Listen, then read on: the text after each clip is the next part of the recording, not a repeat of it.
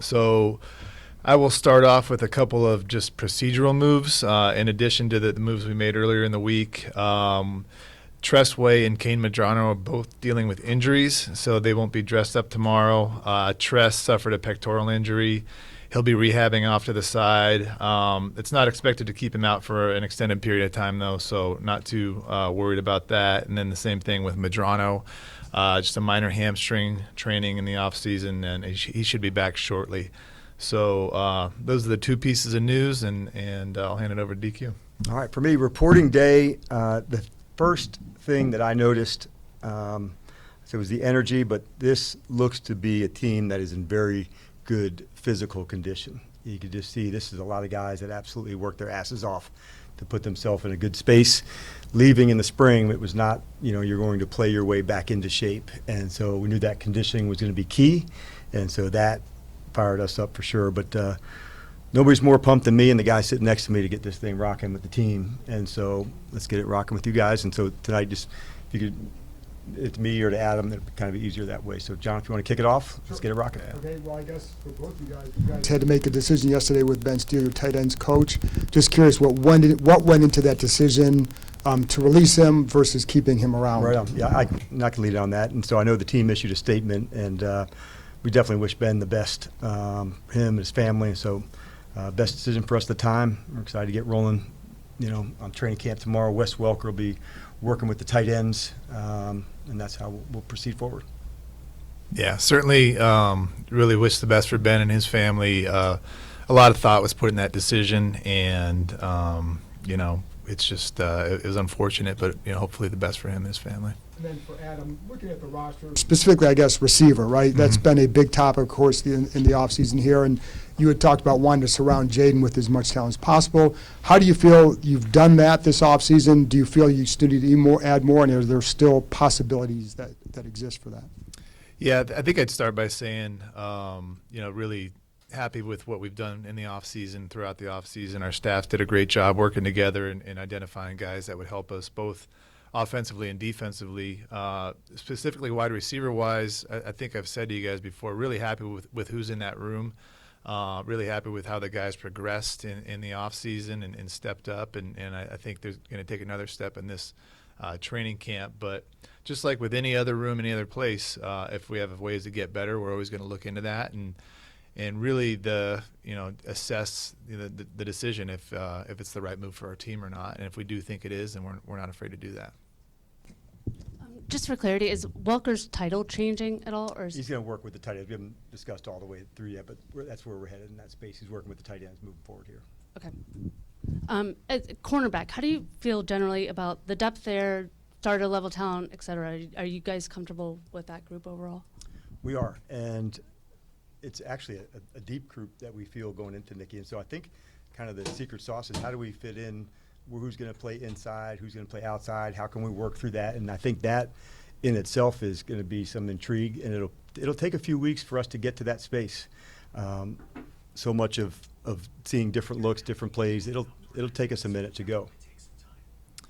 Right on. AI, man, it's there. It's here. Right. I know it. You want to go? Yeah. Go ahead. You want to sit? You good? Yes. Yeah. Clap it up. There you go. Yeah, man. Hey. Yeah.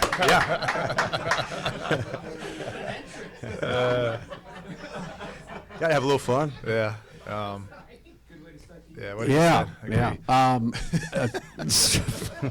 Everybody's off course now. For Adam, obviously Jaden's work and his work ethic are going to determine most of how he develops and continues to develop, but what do you think you have put in place since the end of last season that will help him max out and become the best version of himself going into year 3? Yeah, I think there's a lot that goes into it, and like you said, first and foremost, it's him. He's had an incredible offseason. Really from the jump, as soon as he got healthy, he's been working his tail off, working on his body, working on his throwing, working on, working with his teammates, even before he got here, and now working with his teammates after we left out in LA. So he's shown a great leadership, picked up the offense really well. Really happy with what he's been doing, and he's always been doing that since he got here, but really even at another level now. And then in terms of surrounding himself, kind of like what we said earlier, is just on offense, on defense, making the defense as good as possible so he doesn't have to always, make every play at the end of the game, and putting that together. Our defensive coaches have done a great job installing the defense. And then same thing on the offensive side of the ball with the players we brought in, the scheme, the coaching, really been pleased with everything that's gone on. There's a great energy in the building on both sides. So I think when you bring all those things together, I think the staff has done a really good job of surrounding himself with opportunity to win. Adam, we've talked to Dan about this over the offseason, but what do you like about the schemes that Blau and Durante are bringing, like just schematically? What do you like about you guys are going to feature? Yeah, me personally, I love, I think, first off, just watching those guys coach and teach. And just it's been really impressive to see both of those guys live and in action in the meeting rooms and then on the practice field, the way they coach and they teach, and really the whole staff.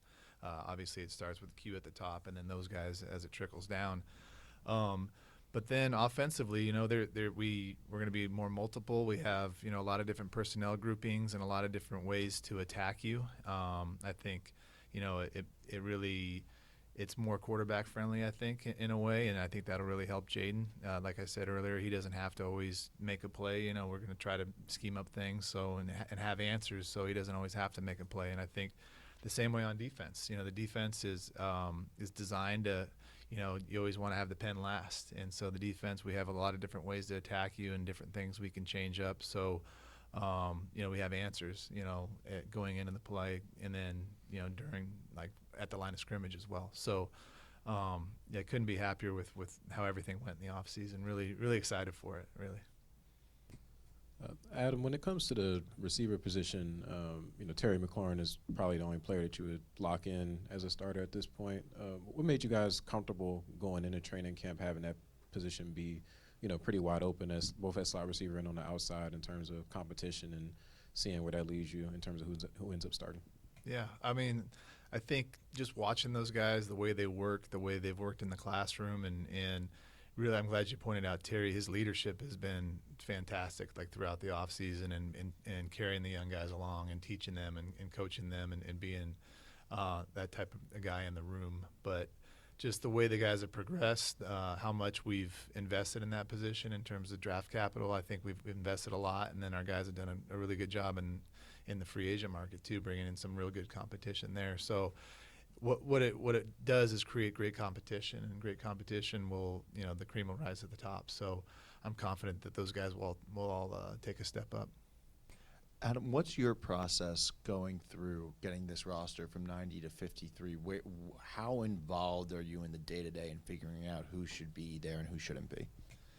Yeah, it's we're all involved, and that's what's great about this place. We all talk daily, and we have meetings all the time about roster and just the 53, and it's really, we look at it. We've said it a bunch of times, but it's really 70 and not 53. We look at those practice squad guys as an extension of our team, and oftentimes they're playing quite a bit. So that makes it a little easier to look at, and understand. Okay, we have these guys on the 53, but we also have these guys that are really, they're all commanders, and they're all going to be expected to play at some time. But we're evaluating these guys every day. We're watching practice during practice. We're watching the tape after practice. We're meeting on it. We're meeting on how they do in the classroom, how they're learning, how they're understanding their positions, how versatile they are. Can they play more than one position? Can they be more versatile on game day? Do they play special teams? Does that help their roster value? And those types of things. I could probably go on, but there's a lot of conversations and just back and forth and just really tons of different things that go into that equation to get the best team for us. Hey guys, DQ, you've mentioned a few times you want to run your most competitive camp. Yep. Now that we're here and it's about to start, like what specifically should we be looking for? What might look different? I think what you'll see, you'll find some competitions like in an everyday sense, and I think that's one of the very best ways that we'll get better. Like just good on good, some situations like into tomorrow there'll be a 2-point play competition, best out of 5. And those are the moments I think you'll find some game scenario and situations in every practice, 2 minutes and 4 minutes, last plays, setting up field goals. So those are the ones we're trying to, when even a difficult camp can also be like stressful. Can we put ourselves in these spots. So when the air gets thin, that we feel like that's our space, and we're going to work really hard into that spot. So tough camp doesn't always mean like, banging all the time. It's like the execution, the elevation. Think of like you and I as boxing, the sparring, the getting ready to go compete. And if we think in those ways, that's what I'm looking for. And there'll be days where it goes one side versus the other. And so I feel a hunger from the team, so they're ready to get into that. And Adam, one for you, just in a general sense, as you're always looking to improve the team, when you're evaluating guys to maybe bring in for workouts, whatever, what role, if any, does kind of a player's social media have in that evaluation process? That's a good roundabout What a question. badass you are. Straight badass right there. But no, we look at everything, JP. I mean, it's a great question, but we do look at everything, and we want to make sure it's the right player to be in our locker room, in our bloodstream, and in our culture, and we often we look at that stuff. I mean, it's not always the first thing we look at. Obviously, you're looking at the tape, and you talk to the teams that the players have been on, and how they were in the locker room, the players that have played with them, and so on and so forth to make those decisions. But that's not usually a huge part of it. Usually. Well played. Both of you. For DQ, you mentioned fostering that culture of competition. I'm curious, when you're looking back at this camp 6 weeks from now, how do you know it was successful? How do you define that success? Yeah, that's a good way to go about it. And sometimes we'll, let's start at the end and work back. And what are some of the things that we want to gain in that space? When you're talking about new systems, you really want to say how elevated can we get our execution? Because through the spring, you're developing your individual skills so much with the players. It's so devoted to them developing their skills. When you get into the fall and in training camp into the fall, it's really about the team development and the team growth. And so much of the off season we try to make so specific about this player, the skills you need for this thing, and then as you get into camp. So if we were going to work back from the end, how did our team grow? How did our execution go in all three phases? By that point, you're hopeful some roles begin to emerge. It's way too early to call into that. And so let's let that play. And we're ready to do that. And so we'd like to see that execution go. We won't be, the February version of our team will be much better than the August version, but the September one will be much better than the one today. And it'll take a lot of work to get there, and like the hunger, the competitiveness, the camp that we're going to throw, like all that leads into that. Good evening, gentlemen. Hey, Dave. Coach, got a question for you to start off with. You've mentioned unscripted periods during your practices to kind of try to ramp up some of that emotional competitiveness. Like how, from your teaching experience, kind of how will that impact the value that the guys get out of those sessions? It's not just for the players. That's also for the staff as well. And the calling, the different down and distances, the personnel groups that you have to put in. So as much as we can to get game-like. Without it being in the game, you want to dig into that space. You'll see shot clocks. You're going to see us trying to fit into those space, from officials to being here to the joint practices. So having as many of those unscripted as you can, it's not just for the players to put the stress. It's for us as the staff as well. And so that's why in some of these competitions, I won't tell the players or the staff what is going to be. What's the scenario? I want us to have to think quickly on our feet. And so that's some examples of that, where the call it's come up, and different looks, different plays, and so that's one part of it. And then Adam, with Rasul Douglas, just kind of curious, what was it a deficiency in the room? Was it something Rasul adds that led to you guys bringing him in? Yeah, I think kind of goes back to what we were saying before too. We're always looking to add really good players, and Rasul's been a really good player in this league for a long time. He's played at a high level. He's started a lot of games. He's started a lot of games recently, and he always performs. So when you have an opportunity to add to that room, it's not a deficiency in the room at all. You just want to make each room as strong as they can be. So getting him in, we were really excited about that. And so we just got a chance to meet him yesterday. He's big, and he's played a lot of good ball, so we're excited to have him. Guys, good to see you again. Adam, we'll start with you. We're all talking about wide receivers here, but curious your take on Chigakonkwo, because he almost plays like a wide receiver, and how does he kind of fit into conversation of, do I add a receiver, do I not add a receiver, knowing his skill set of he could be a receiver in a sense? Yeah, that's a great observation. He's an outstanding receiver. He's outstanding in the pass game. He's great after the catch, and he's also a really good blocker, a good competitive blocker. He's not the biggest tight end. He's not John Bates, but really love the way he competes as a blocker and how he executes there too. So he's got a really good skill set, but he does help us quite a bit in the pass game. So he allows you to be a little bit more multiple. You know, you can go more 2 tight end sets. You can go 1 tight end set. It's like you almost have 4 receivers on the field. So he provides a lot of versatility in where he can line up and what he can do for us, and how when he gets the ball in his hands, then he's pretty magical. And DQ, leadership question for you. Obviously losing Bobby Wagner, big voice in that locker room. You have Terry McLaurin, a great voice. Who are you looking for in terms of a leadership perspective? Jaden, year number 3, how is he going to evolve as a leader? And then on defense, who are you kind of leaning on to be that voice in that locker room? Yeah, I'm excited to find that out. And Bobby's rare, and in the most biggest sense, you know, that you can say that. There's a number of like really strong leaders, you know, some that are still emerging, and I'm excited to see that.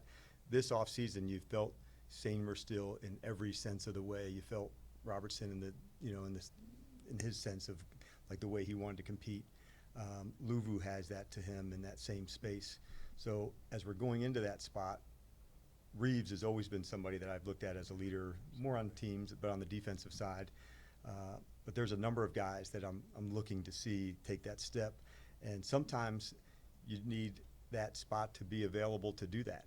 And so where we all look to Bobby in that spot, maybe now is my time to go for it and dig in. And so moments like this camp to lead and find your space, it's a new system, so everybody's on the same page in terms of the knowledge of it. I'm excited to see that. And then with Jaden growing as a leader? 100%. And I think Adam referred to it earlier. You felt his hunger from the beginning of the offseason, the way he went after it, just his ability to understand this scheme that quickly. It's not easy, you know, for anybody to do, and he often makes the difficult things look easy. But through the offseason program, in the summer, and getting into here, he absolutely has that. Hey, DQ, this one's for you. Ask Jaden, you know, in minicamp, looking back to last season, how much does it motivate him, the struggles that he went through? He kind of said he's not talking about last season. So I'm just curious, as coach going into the training camp, day one, you know, this week, you know, how do you go into this in terms of learning the lessons from last year, but also turning the page forward and making sure, like, everybody knows this is a new year? Yeah, you're right. And trust me, when I say we learned every lesson and took it, every one that we could find from last season, we're ready to apply them. But honestly, it is about the now. Like, it'd be crazy not to say you wouldn't take that lesson and pull it forward and apply it, but it is about the here, the now. I'm excited for you guys to feel the energy of the team, their readiness, their swagger. So as we get started into this, I'm excited for you guys to feel that. Super quick for AP, the defense as a whole, you know, this whole group looks totally different from how it did last year. How do you feel about, you know, the whole unit, you know, from the front seven to the secondary, and how they are going to be able to gel together? Yeah, I think the word excited, because there's so many different things we can do. You know, it's very multiple. There's and not only within the scheme, but within the players, and how we get different players on the field in different roles and their strengths, and these different groups of these three guys or these 4 guys, and trying to attack you in different ways. So really excited with it gives Durante a lot to really play with, and then just to kind of see the guys grow into their roles. So I'm excited to see how that unfolds, probably just like you guys. DQ, I know you're a guy who likes to come in with a plan for training camp and preseason and all that kind of stuff. As you talk about wanting to get more competition and running more unscripted portions of practice, as much as that happens, the players are going to get to know each other. They're going to get familiar with each other.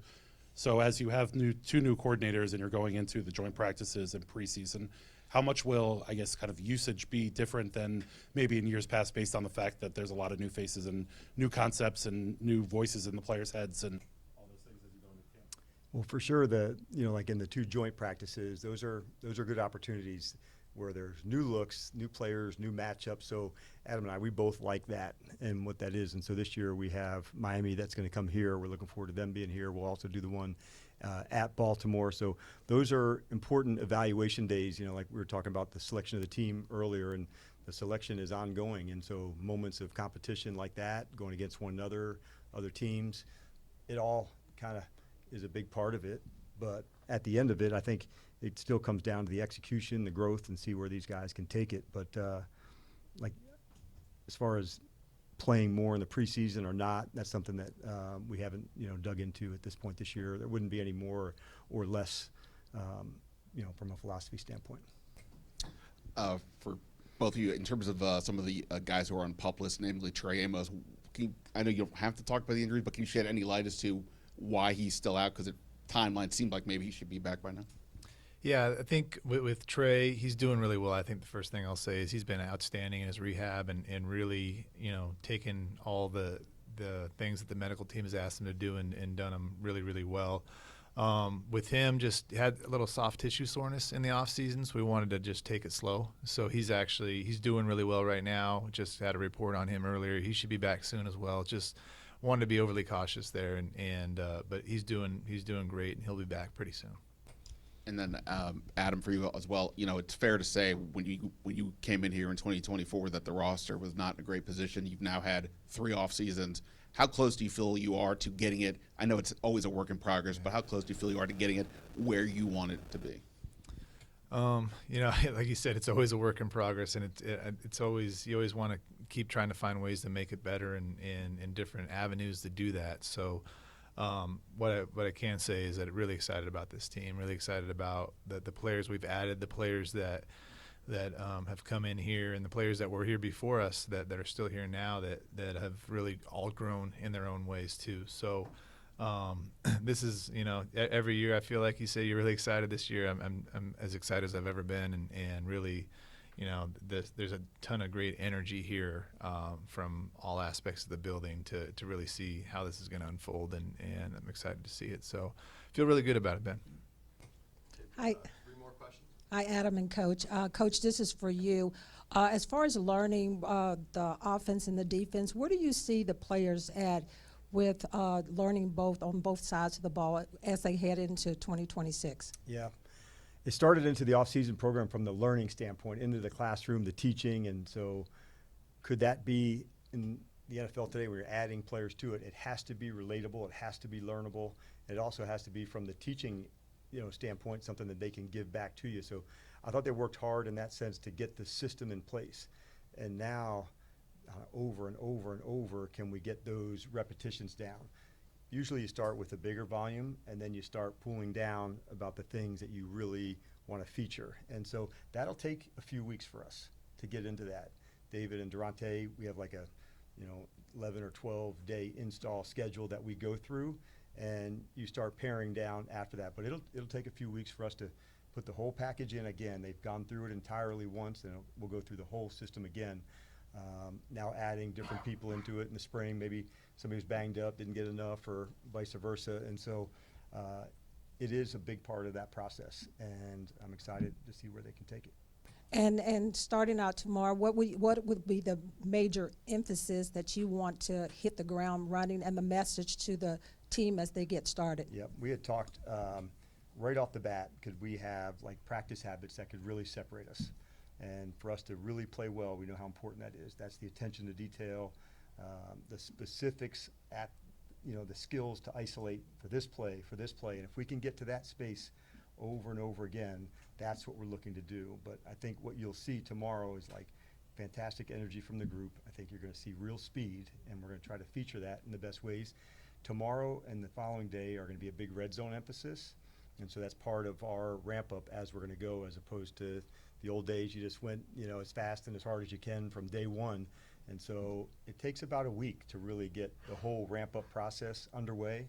So the first 2 days will be more red zone. We'll dip down, then go back into the regular field. So a lot of red zone emphasis tomorrow, and that's what will be the emphasis for the team. Hey there. This one is for Coach. Okay. There's been some conversation, I guess, maybe amongst us about the green dot and who wears the green dot. So Yep. what are some of those factors that go into ultimately making the decision about who has that? Yep. So first thing I would say, it's on the field who's going to play the most in the packages. And you want elite communication. It's from Durante, his voice into the next person to get it out. In practice, we're able to utilize a number of different people, and at times you can change from period to period or day to day. And so that will also be part of the ongoing process. I have full confidence in just about all these guys because at some point or another we put that stress onto them to see where they're at. Sonny's more than capable of doing that. Frankie as well. It's been nice to see, this version of Frankie with Sonny, and we were talking about Wags earlier, where it was so nice for Frankie to see Bobby, and now you see it in another way. And he's got great practice habits, but learning how that command is, that's part of playing the position. We've done it at safety before in the past, but I anticipate it'll likely come from the linebacker group. But it'll even be in the preseason games, honestly, to see who we feel best with. But nothing that has to be decided anytime soon. We'll go last one, Hortensi. Martensi Johnson with Notice. This can be for both of you. What have you seen from Nick Allegretti to make you comfortable rolling him out at center, even though that's not a position he's played for most of his career? Yeah, I can start off with it. One, like, high-level competitor, and so we've played well with Nick in the lineup. That'd be at guard, but interior, that's his space. He's played center, he's played guard, even though you may not have seen him in some of the games. Like, every week he was, repping inside to go. So that was a big piece of it. We got a lot of faith and confidence in him. It's another one of the positions that we do have competition that we're going for it, but if Nick was playing on defense, he'd be a green dot. This is one of the smartest guys on our team now. Like, when you talk about putting it under control, that's part of playing center. And he has that targeting, who's this, where's the protection going. So we've got a lot of confidence in him. He is one hell of a competitor. And so he's one of those guys, man, you don't bet against that. Might be new, but you don't do that with everybody. But with somebody for him, no doubt you do it. Yeah, I'd probably just echo what DQ said, and I think the biggest thing, one, he's played it a lot. He's played all the positions inside, so he's more than capable of all three of those. But what stands out to me with Nick is just his leadership, his command, his confidence, the way the guys gravitate and listen to him, and so that's a big part of it. Knowing what to do, knowing where to go, knowing where to direct the guys, just the calling up in the huddle, it's a big deal. So. Have a ton of confidence in him, have a ton of confidence in Julian and Matt too. So it'll be a great competition, but for Nick, just I think the world of him. The whole team thinks the world of him, and so we all have confidence in him. Yeah, he's as easy a trusted competitor as you can find. Yeah. Like you count on him, and he's going to be in the right spot, making the right call at the right time, even when it gets chaotic. Or I should say, especially when it does. Like, this look didn't come up in the practice. Okay, this is what we're going to do. And you have to be in the fire some to have that calm in the chaos. It's a big deal. All right. Thanks, guys. Appreciate it. Thank you. See you all early tomorrow morning. All right, that's right. Sleep well. You guys sleeping here?